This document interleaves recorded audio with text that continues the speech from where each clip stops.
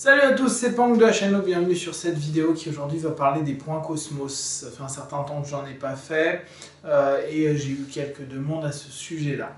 Alors, je vous rappelle, les points cosmos sont des points qui se situent sur le corps, qui ne sont pas forcément liés au chakra et qui auraient davantage de liens avec les 9 énéatypes qu'on retrouve donc en énéagramme. Le principe est qu'il y a une variation potentielle de notre énergie qui fait que, en se centrant sur ce point, on arrive à avoir des facultés physiques intéressantes du type être plus résistant, être plus apaisé, être plus en phase, plus centré, etc. Et également tout ce qui va être donc psychique, c'est-à-dire retour vers soi, découverte de parties internes, on va dire, comme des formes de transe. Pour moi, c'est ce que j'appelle une transe harmonique, c'est-à-dire que on rentre dans un état de transe très positif et très équilibré. Depuis maintenant presque 2 ans, je travaille dessus et je ne vous ai pas fait des masses de vidéos dessus pour des raisons toutes simples. C'est que, outre l'aspect spectaculaire qu'on peut voir sur le rapport aux arts martiaux avec les frappes, la résistance, l'anneau ou le brin pliable, on rentre davantage dans une démarche qui est plutôt, j'allais dire, énergétique, mais pour être plus précis, spirituelle, donc ça peut ne pas parler à tout le monde. Et dans cette démarche-là, en réalité, on se rend compte qu'en fonction de son point cosmos, on va avoir plus ou moins des facilités sur certains types de méditation, certains types de pratiques. Un peu comme si pour chaque être humain, il n'y avait pas forcément un chemin unique. Bon, je pense que tout le monde est d'accord là-dessus. Et que, par exemple, pour le monde de la méditation, du développement plutôt spirituel, tout le monde ne va pas forcément être en lien correct ou aimer l'énergie comme la Kundalini. Et d'autres vont pas forcément apprécier plus que ça. Pour exemple, une méditation du cœur qui peut, par moment, ne pas du tout nous parler. Moi, par exemple, c'est une méditation qui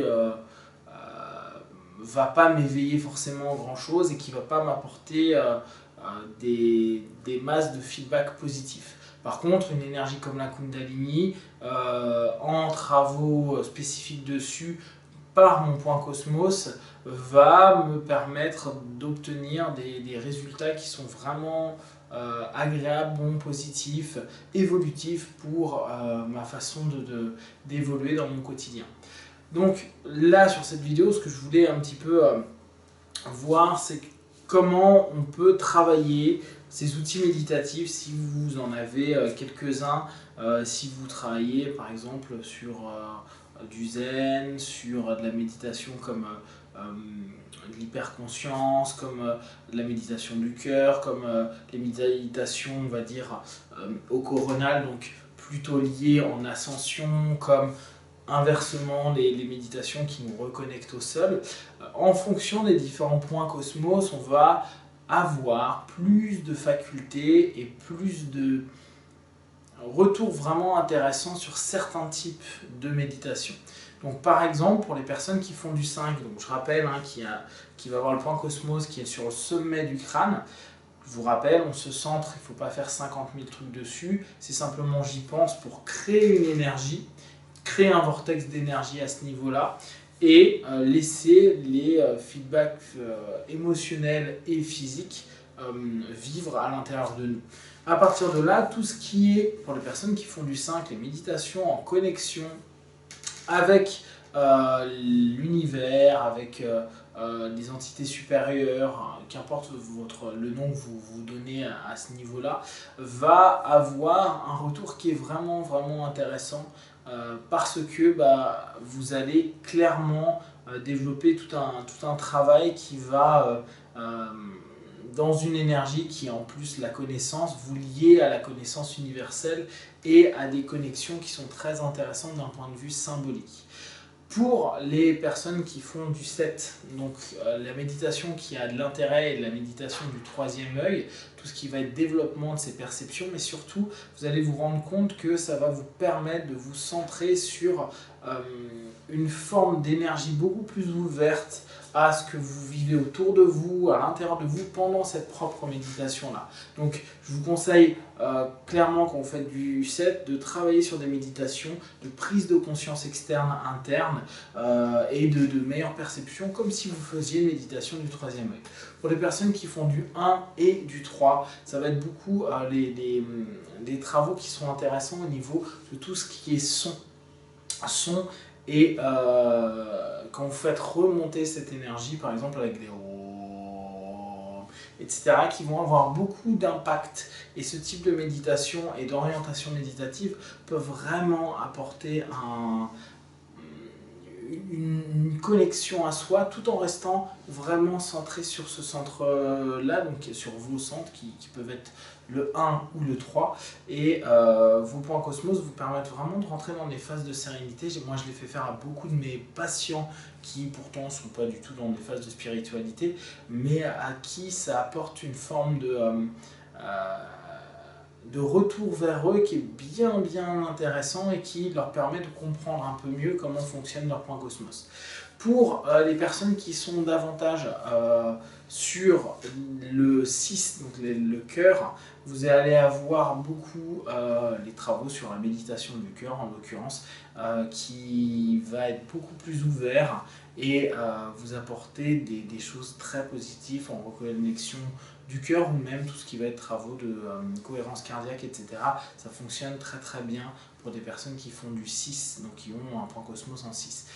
Pour les personnes qui font du 2, un travail en respiration, comme les personnes qui font du 4 d'ailleurs, mais beaucoup en expansion, en ouverture. Donc on sait qu'au niveau des chakras, c'est un lien, c'est le dernier chakra bas, entre guillemets, donc chakra des émotions, qui emmène au chakra du cœur. C'est vraiment intéressant d'avoir cette notion de liaison, connexion aux autres. D'ailleurs, si on y pense en énéagramme, les personnes qui font du 2 sont beaucoup dans le contact avec les autres, parfois un peu trop l'oubli. Donc là, c'est vraiment se reconnecter à soi-même, type de méditation, vraiment en retour vers soi, écoute de soi, avec une respiration qui va être plutôt ouverte sur la poitrine pour vraiment avoir une expansion de sa personne et une évolution potentielle de soi-même.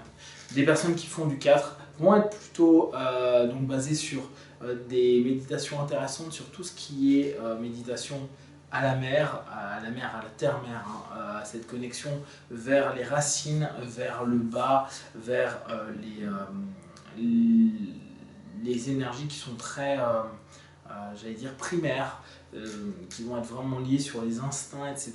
Il y a beaucoup de choses très intéressantes à faire parce que justement, il va y avoir une reconnexion à des choses qui sont très liées à des forces qui, pour autant, dans le quotidien, n'est pas forcément mis en avant pour des personnes qui vont avoir un point cosmos en 4. Des personnes qui font du 8, l'énergie, comme je vous disais, en Kundalini est extrêmement intéressant, qui commence donc en plus au point cosmos 8 et qui s'élève donc des forces d'énergie qui sont parfois un petit peu compliquées à gérer dans un premier temps. Pour les personnes qui font du 8, c'est plutôt quelque chose d'assez confortable.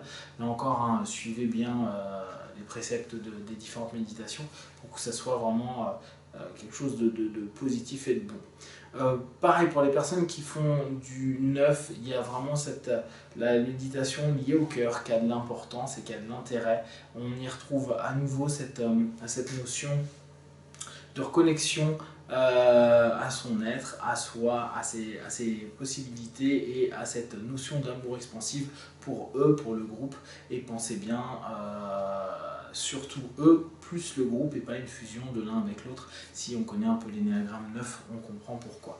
Donc vous allez voir qu'en fonction de vos différentes quêtes, vos différentes recherches, dans les points cosmos, il y a des manières de méditer de façon différente.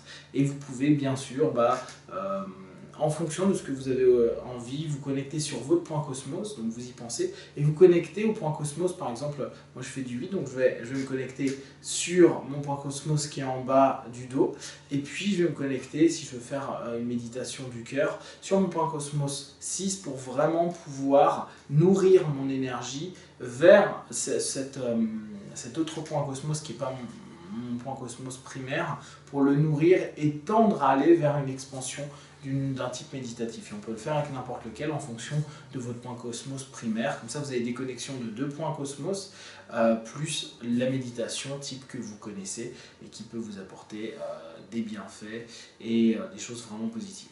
Donc, vous observerez que vraiment tout ce chemin moi, que je suis en train de prendre vraiment avec les points Cosmos, c'est très spirituel, beaucoup de retour vers soi, pas forcément très expansif pour les autres, donc pas forcément des choses qui vont marquer beaucoup de personnes. Par contre, vous allez vous rendre compte que vraiment, à force de l'utiliser et à force de travailler vos méditations, vos retours vers vous, donc cette transe harmonique va se développer et vous allez pouvoir évoluer.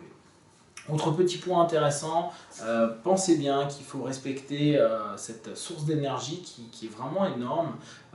Quand vous allez énormément l'utiliser, pensez à avoir des moments où vous l'utilisez moins pour recréer un équilibre et une harmonie.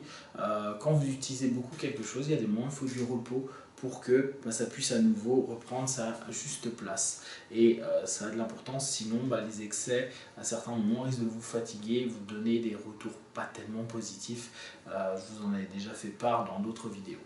Voilà, donc si ça continue à vous intéresser, envoyez-moi des mails, faites-moi vos retours, c'est toujours agréable d'avoir des feedbacks sur cet outil-là, que moi j'estime qu'on peut l'utiliser au quotidien, c'est ce que je fais, je vous le conseille aussi, une fois que vous avez passé un petit peu le délire de tous les tests rigolos qu'on peut faire dessus, vous allez voir que c'est vraiment un outil de développement personnel, sympa, agréable et positif.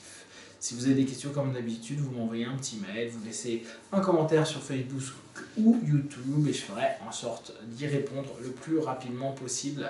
Comme d'habitude, prenez ce qui est bon pour vous, rejetez ce qui n'est pas l'important et de devenir qui vous êtes vraiment. Allez, à très vite. Be one, ciao!